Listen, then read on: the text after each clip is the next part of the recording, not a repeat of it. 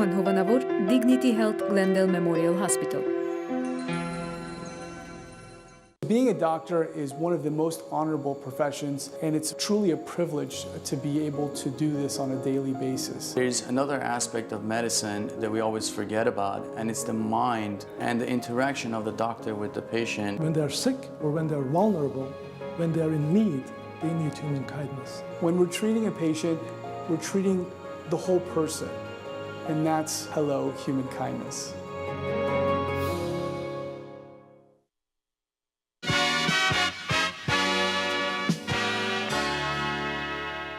Սիրելի բարեկամներ, այսօրվա մեր հայդակիրն է կլայմետի մասին։ Մարդիկ կարծում են ինչ է կլայմետը կամ ինչպես ծավով կլայմետը կփոխվի։ Իսկապես փոփոխություններ շատ են մեր կլայմետի մեջը։ Հատկապես այս տարի ինչպես տեսակ շատ զորավոր անցրեմներ եկավ, տակոտ ունեցանք, բաղոր ունեցանք։ Այս բոլորը կպատկանի այդ կլայմետի փոփոխությունեն, որ աշխարհի մեջ կդառնա։ Այսօր մենք ունենք շատ կարևոր հայդակիրը բացատրելու եւ խոսելու այս թեմայի մասին։ Մեր հյուրն է Climate Resolve ընկերության ներկայացուցիչը, որ այդ մասին պիտի զրուցենք։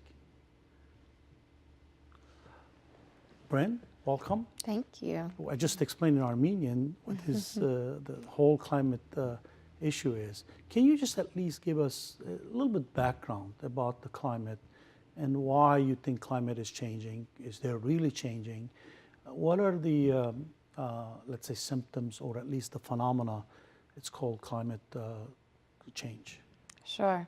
Well, science is pretty clear. 99% of scientists agree that the climate is changing from man-made causes. And so it starts back in the 1700s when we were setting up industrial factories and burning coal. And it continues today with our cars that are burning gasoline. And it's that climate pollution, that carbon dioxide that we're putting up into the atmosphere. That then the sun's rays, it comes down, it reflects off the earth, and it can't escape. It gets stuck in our atmosphere. And so we've got more heat, more energy in our climate today than we have in the past. And that's causing some pretty big changes. What about Southern California? I grew up in Southern California, and I remember so many years ago, the pollution was horrible. I mean, it's absolutely... There are days you can see the smog, as we call it, here in Southern California. But now, the last 10, 15 years, you know, it's not that bad. I mean, the atmosphere is a lot more, I mean, maybe some days I feel there's something bad in the air, but it's pretty much clean. You know, my eyes are not burning, I'm not coughing. I mean, all these things, is it changed because these steps or just the climate is changing? What is the phenomenon behind that?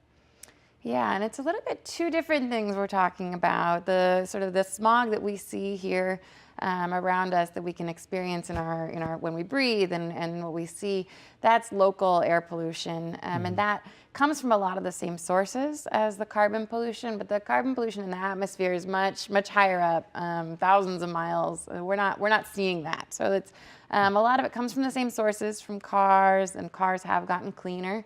But up in the atmosphere, it's still accumulating. It doesn't dissipate. It stays there for many, many years. Well, okay, what do we do about it? I mean, if the climate, you're saying, still, even though it's improved from 20 years ago or 30 years ago, but still there's that pollution there. Is it something, because, you know, emissions are much better on cars. I mean, I know the cars are, you know, they don't, unless you're some old car you have, but pretty much all the newer cars have some good standards, right? Yeah. The EPA set up these things very carefully.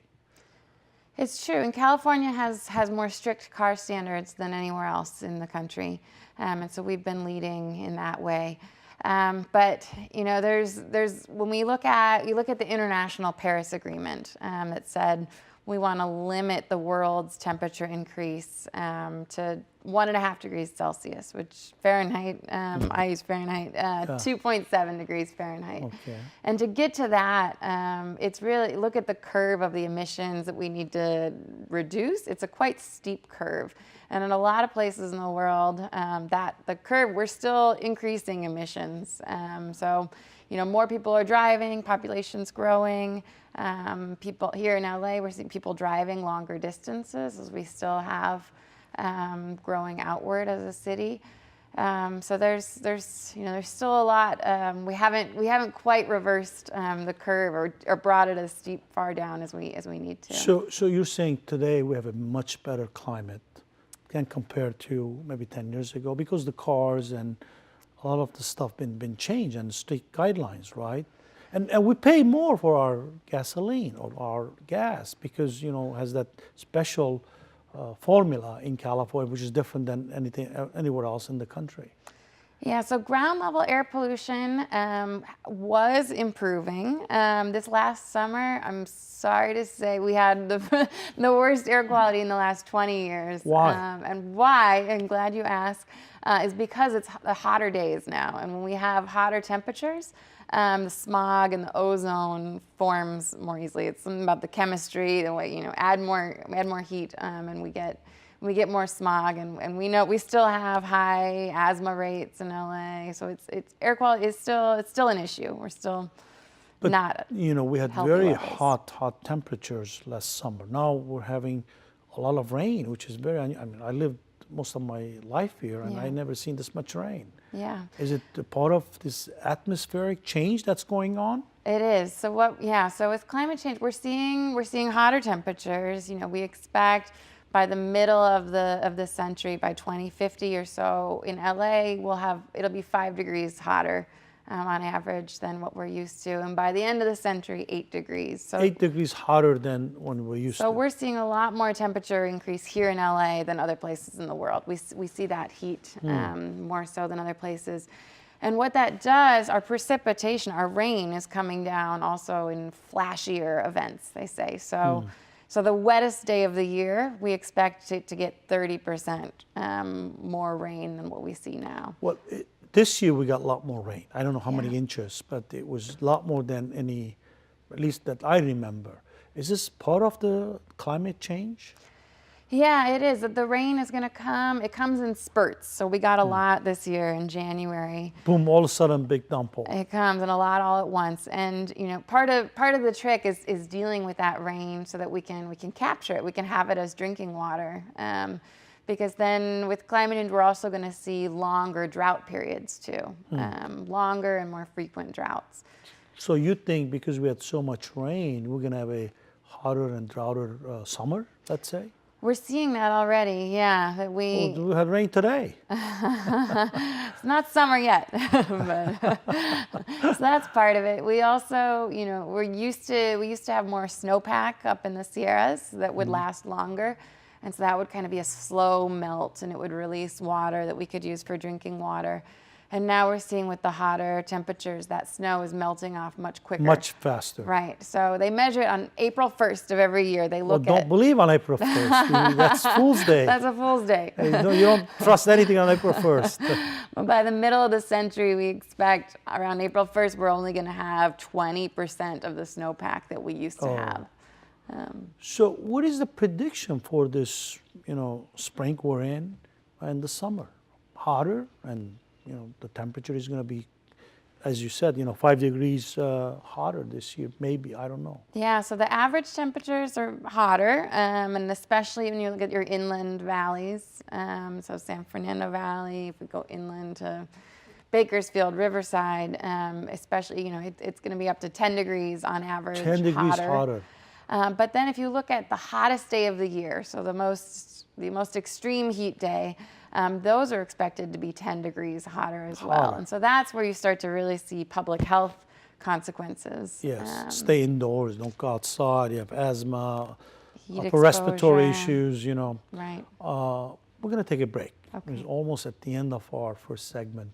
And we're going to come back and talk about your organization because we need to understand who you represent and what the role of the organization and how did it start it and so forth. So we'll get into all that after taking a short break. Great.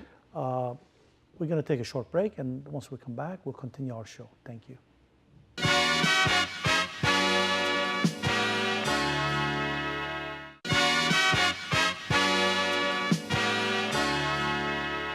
We are discussing climate change and climate control, and we have our guest, Bryn, here from the organization of Climate Resolve, right? Yes. tell us a little bit about the organization, when it was formed, who formed it, Sure. what was their mission, Sure. a little bit some background on the organization itself. Yeah, so we're based here in LA. We were founded in 2010, so not that long ago. We've grown in that time to be a mighty group of 10 staff. So 2010, 10 staff. 10 staff in the 9 years, yeah. Our executive director is Jonathan Parfrey. He founded the organization coming out of a year of a fellowship where he was really looking at the big pressing problem that needed solving. And the approach was to set up this local organization that would work on this giant global issue and really find local solutions. That's the way to inspire people to What act. made him think about that? I mean, what, to just wake up one day saying, I'm going to do climate control? Is that, how did he start it? Yeah, well, there's a lot of looking into sort of the psychology of when do people get intimidated and turned off and think that it's too grand of a problem Right, for it's them huge. I mean, worldwide issue. So the approach is we really try to work on local solutions, proactive things it's not about making people sacrifice and making them take a bad medicine, but it's sort of local things that really make people's lives better. And you can see a difference. It makes it a little bit more of a tangible issue to work with. Did he have some colleagues or friends or partners in this venture that he started back in 2010? You know, not at the time, but we do a lot of coalition building work. We have a lot of partners in government, other organizations, private sector businesses as well. So he formed a nonprofit organization. A nonprofit So your organization that you represent is a nonprofit. Indeed. So where do you get the funding? It's a mix. We get some from foundations that support our other advocacy work. foundations. Yeah, charitable foundations. We get some through contract work, projects for government, and we get some through fundraising donations. So you do general fundraising for We do. to raise the money necessary. I mean, I know you have 10 staff, you said. May I ask what your annual budget is? Sure, we're around 1.1 million. Okay. And that's enough And to growing. make this, growing. Is that enough to fund an ambitious program like this? That's a small amount compared to We're what small but mighty. mighty, exactly. No, you're trying to accomplish something as a global basis or, nationwide basis, right? Yeah. I mean, trying to come up with, some critical thinking as well as some important steps in order to control the climate change. We're really focused locally in LA and some spreading that learning to the California state level. And our philosophy is we show that it can be done here, that we can have a growing economy and take care of our people and then at the same time be responsible for our carbon, our climate footprint. And that hopefully that inspires action elsewhere as well. When did you join the organization? I've been with the ARC for 4 years now. 4 years. What made you join this organization? I like our culture. We're, I mean, did you roll up saw our an sleeves, ad, do what needs to be done. A headhunter call you? I mean, how do you get into this line of business? Yeah, well, I've been in sort of sustainability policy for a number of years, and really I was in Copenhagen, Denmark before I moved to LA. But LA, California feels like we're the leading cutting edge of this, of trying to develop solutions and take them to scale and really show that we can figure out things that work to address the problem. So you joined the organization about 4 years ago. I did. And you like the organization? I mean, you believe in the mission of the company? Very much so. I think it's the most pressing issue of our day. So I feel very driven. I was going to ask, what are some of the steps you guys been taking, let's say? Is there a particular, in any organization, there's some objectives and some goals, let's say, trying to accomplish, at least from the business standpoint. Yeah. And I know it's a nonprofit organization, but any organization should have some specific goals and objectives. What is your main goal as an organization? Well, I'd say there's two main areas that we're trying to have impact in. And the one is really reducing that carbon pollution that's being put up into the atmosphere.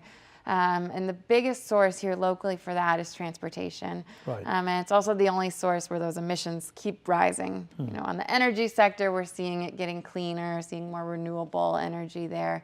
But transportation, we work locally to try to help Angelenos not have to drive as far and as much. But LA, the way geographically is impossible.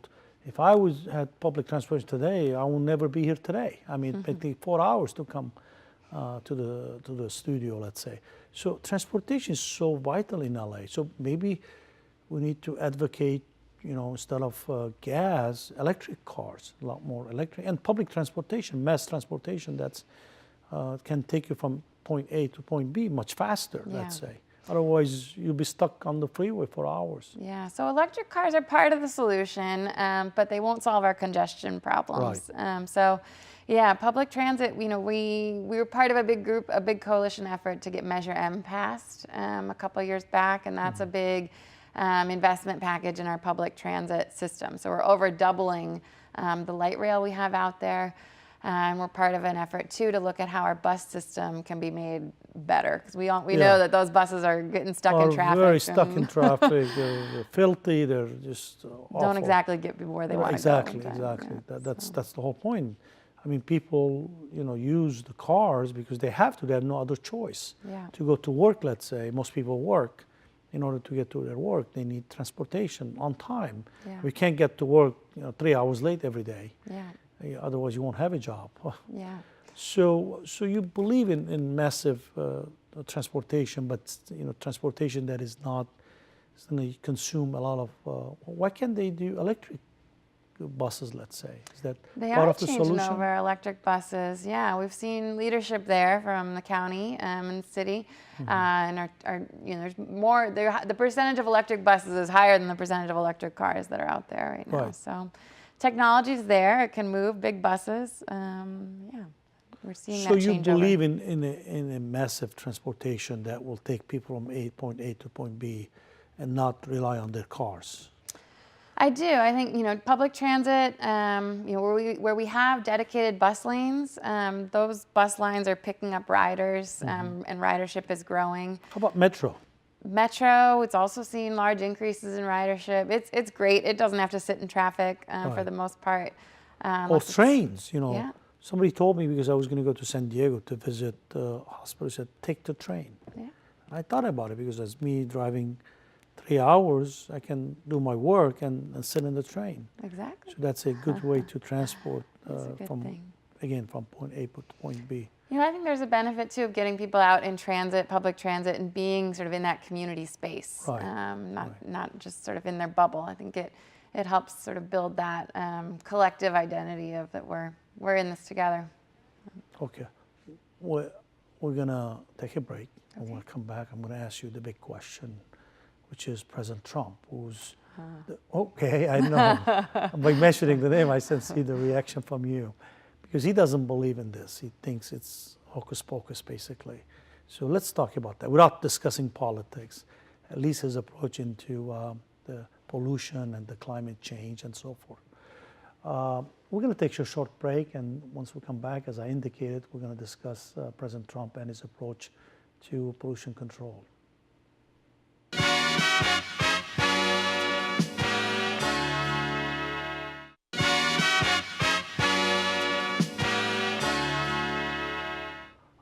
We're discussing climate change, climate control, and the pollution and so forth.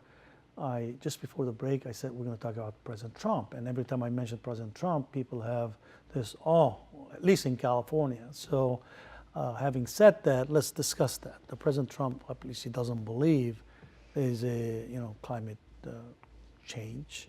He doesn't believe that any of this is for real. What is your opinion or your reaction, I should say? Yeah, I think Trump. I think he identifies as a businessman, and so I think it's convenient for many of the large corporations that support Trump to say that climate change isn't real. We saw Chevron got exposed for paying scientists to put out studies that were saying climate change is a hoax, and So there's big dollars in the fossil fuel industry, in the automobile industry, in coal industry. We've seen him be a supporter of, and I think that's This is all pollution. right. That's It's making climate change worse. I see. So you don't believe or subscribe to his theory. Yeah, I think there's more important things than profit. I think it's our duty to turn the course and be responsible citizens of the planet. Well, obviously California is a lot more liberal state, and it's a lot more democratic. And we have a governor been elected recently, and is very much a very liberal guy. So it's much easier for you, obviously, to put this thinking in California. But how do you say it for the rest of the country? How do you explain this, let's say, to people in Iowa, let's say, or people in Alabama, let's say? Yeah. Is this for real? They're going to say, oh, Trump says, no, it's not for real. Yeah. And for a lot of people, say in Iowa, it's going to be a pocketbook issue. So if there's opportunity for jobs in it, which there are, as we look, we need to be retrofitting our buildings. We need to be installing solar panels, and there's a lot of opportunity there for people to be part of that movement and have good, well-paying jobs. Sure, because clearly in this sector could be real good jobs, right? In this environment of, what about our new governor? Governor Newsom, is he pretty much supportive of this? He's been a backer of being active on climate. He's not as outspoken as his predecessor, Governor Brown, Right. but he's You mean in the Governor Brown camp. was more in favor of this? Yeah. It was sort of his big issue. He was out there in front, and so I think Governor Newsom is setting himself apart a little bit, and having other issues, being housing, be his sort of big issue. Homelessness, homelessness. So I don't know that we'll see him sort of wave that banner as enthusiastically as Brown, but he believes it's important, and we're not dismantling any of our structures in California that's set up to deal with it. Does your organization meet with some of the public figures, discuss these issues? I know you're a nonprofit, so you can't get into political side, but in the legislators, let's say, do you discuss these things with them, ask them their support on these issues? Yeah, no, definitely. Part of it's education back and forth.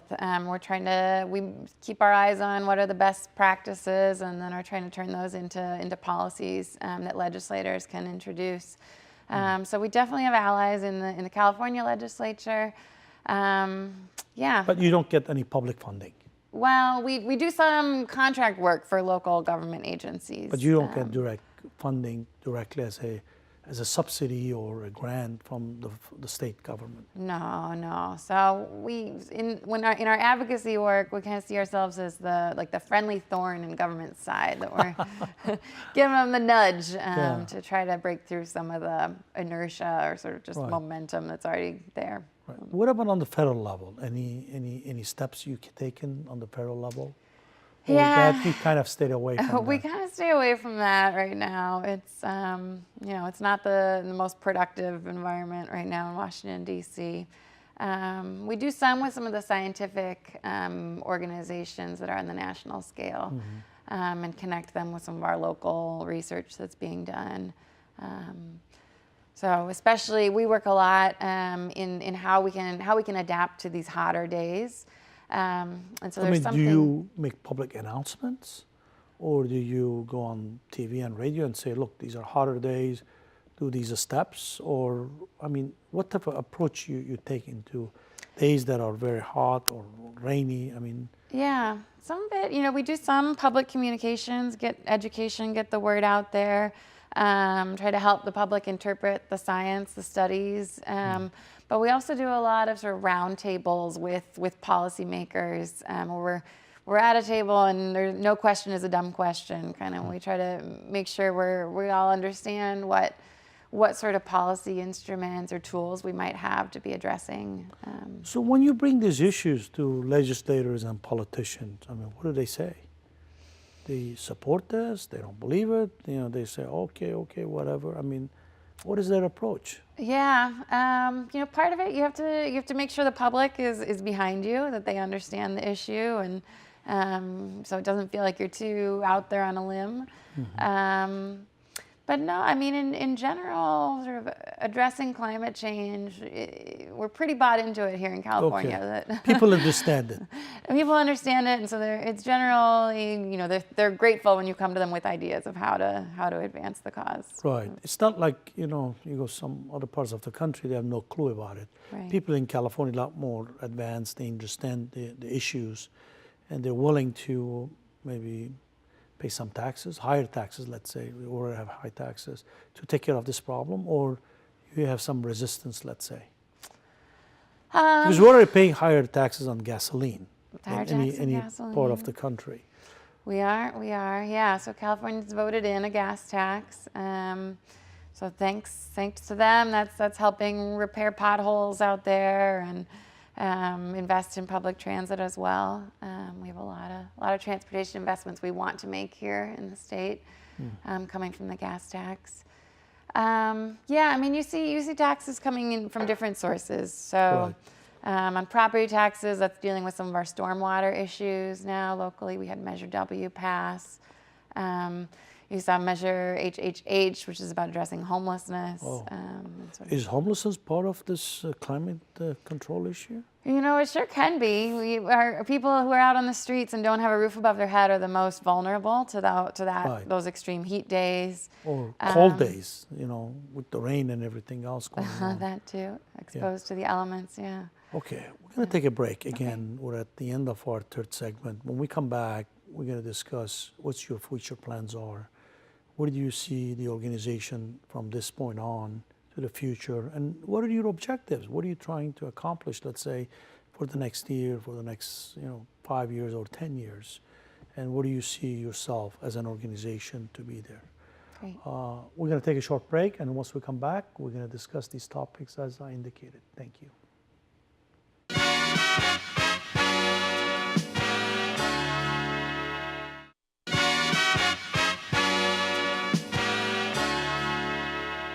We are discussing climate control, climate change, and the effect on the environment, as well as our state, because we have one of the most populous state with the most per capita, I guess, per car than anywhere in the country. So, Bryn, number one, what is your plan as an organization? Do you want to advocate from a public policy standpoint, mass transportation, cleaner cars, electric cars maybe, and maybe using the trains to transport from point A to point B? And where do you see the organization in the future? Yeah. Well, something we're really behind is public transportation and making it easier for people to get around without having to drive their own car. So we need sort of nice sidewalks and bus shelters that helps people want to take the public transit. But another big thing we haven't gotten to talk about yet is that we're trying to really help cool down the city. Okay. So how do you cool down the city? Yeah, so as we're seeing these hotter days, we're working on more reflective surfaces is sort of the simple way to put it. So in 2015, we passed an ordinance that any new roof has to be more reflective so that the sun rays aren't going into the building and creating heat. They're bouncing right back off. And we can do the same now with streets. So we had a pilot project in the city of LA in the summer of 2017 where they started doing a block in each council district of this more reflective pavement. And it lowers the temperature on the street, on the surface, anywhere up to 30 degrees. 30 degrees? Up to 30 degrees there, and the air temperature is sort of where people are experiencing it. We think we can cool down, if we were to just do 30% of the pavement in the city, we think we could cool it down 5 degrees. 5 degrees. So that kind of makes up for the heat we're seeing from climate change. What about solar panels? Do you, advocate that to reduce or eliminate your electric bills? Yeah, well, people can see a benefit to it. There's programs out there that help kind of cover the upfront cost, and then you pay that back. It's expensive, with your put these lower panels. electricity bill. Yeah, but in the future we're gonna need to see more distributed sources of energy generation and kind of balance out the grid that way. And part of, we need more sort of batteries to help balance out, because we want to use energy not only when the sun is shining and the wind is blowing. And so, believe it or not, your electric vehicle and your smart stove and those will all be part of. Everything's smart nowadays. They'll be plugged into the only grid. the people are and not sort of- smart. Everything is smart. and help prevent brownouts, sort of electricity going out. So it needs to be a nice balance. So you think these solar panels and the solar energy is the answer to some of these pollution issues, because it helps your electricity and reduces the dependence on the grid and the issues associated with that. You advocate that position. Yeah, well, we can do a lot with solar. The rest we can do with wind and hydro, so water also generates electricity. Because on the way to Palm Springs, I see these The windmills. Yeah, well, I still always wonder why these things right there in the middle of desert. Yeah. So, do you see benefits of that? Reduction in energy usage? Well, yeah, so energy efficiency is another part of it. We need to have our appliances not needing as much energy. So if you're changing over your refrigerator or your washing machine, you can get one More efficient. One that's more efficient. There's little tricks you can do of, putting a rug on the floor or making sure you're not blocking your vents with furniture. There's things like that too to make it so you're not needing to draw as much energy. And sometimes they say, okay, you reduce your air conditioning, let's say from 11 till like 4 or something, or whenever the hottest time of the day. But Yeah. that's the time you need it the most, right? I mean, how do you reduce that? Yeah, no, and we're not asking people to expose themselves to hot days, especially sort of our young and our elderly. Elderly that are sick, Right. they need this. Those are the time they need. Otherwise, creates other issues, other Right. health issues. Right. I think it's if you're not home or if you can wait to run Turn it your off. dishwasher till the middle of the night, then do that. Right. And so in the future, these smart appliances, you'll be able to tell it, as long as my dishes are clean by 8 a.m. Stop or it there. as long as my car is charged by 8 a.m., let So the the grid car will use the automatically energy would whenever do it that. wants. Yeah. What else you can recommend or advocate from a overall public policy standpoint that we reduce this dependency? Yeah. Well, I'd say, support your tell your politicians you want more investments in public transit and in biking and walking infrastructure. Cool streets is a new thing that not that many people know to ask for yet. Cool roofs, we see that in LA City, in Pasadena, Santa Monica, and now the county. But so other cities could also. But all these steps cost money, right? I mean, for individuals, because your home, you're going to put panels, whatever, costs you more dollars. And for the government, costs to do a lot of these public policy issues, budgets, and they're going to turn around tax us more. It's like a vicious cycle. I mean, how do you resolve that? Yeah, well, It's a very good theory. Oh, yeah, let's do this, let's do that. But where's the money going to come? Yeah, and the panels, they'll pay off by having lower utility bills, your electricity bills. So there's financing out there that will let you they'll cover the cost up front, and you pay them off with your monthly savings. Exactly. The cool roofs, we saw at first those were more expensive. And then just sort of because LA City is such a large city, it sent this signal out to the manufacturers, and now it's less than 10% more expensive than your other roofing materials. So, isn't there's new rules now? Any new home built in California, they have to have solar panels, right? Panels. That's the new requirement. That is the rule. So that's clearly gonna reduce the dependency on electricity and the grid and so forth. That's the idea. And the pollution, obviously, Yeah. associated with it. Yeah. What about cars? Do you advocate also electric cars moving forward? Yeah, if you're changing over your car, a lot of times electric cars, you can save, you don't have to pay your gas tax then. So yeah, I mean, if people need a car to get around, a lot of times electric vehicles have that range. They can go several hundred miles now before they need a charge. So a lot of times it will meet people's needs. Okay. Well, we're at the end of our show. It went so fast. It went so fast. It went very fast. And any final thoughts before we say goodbye to our audience? Well, I want to thank you very much for having me on. And You're welcome. I think we have a lot we can be proud of here in California. We really are leading the world. And we're doing it in a way that makes it more pleasant to live here. And yeah, so I think we can really sort of keep going and go further, go faster, and feel good about the trajectory we're on. So. Well, thank you so much for being part of my show and part of our audience. It's great info, and I learned a lot from your organization. It was just steps you're taking to make the climate a better place, at least in Southern California and California. Wow, my pleasure. With that, we close our show. We wish you a good evening, and we will meet next week. Thank you. Հաղորդման հովանավոր Dignity Health Glendale Memorial Hospital